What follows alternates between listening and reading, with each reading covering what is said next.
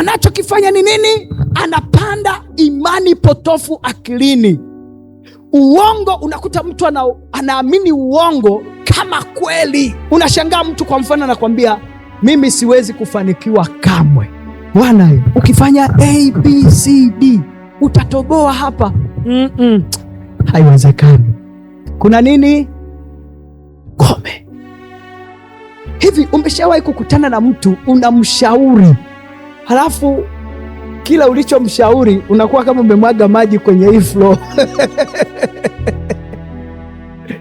Si ndio? Yana mtazamo fulani mgumu, mzito, mbaya, halafu ule mtazamo unaendelea kumkandamiza na kumuharibu katika yale maisha yake na lile eneo. Zinaitwa nini?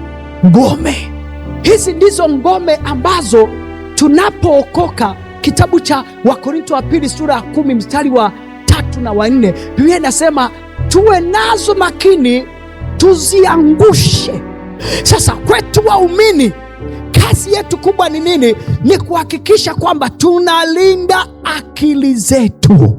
Mwambie jirani yako, linda akili yako kuliko yote unayoyalinda, kwa sababu kwenye akili ndiko zitokako chemichemi za nini?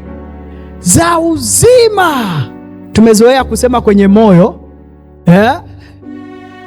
ni kwenye akili.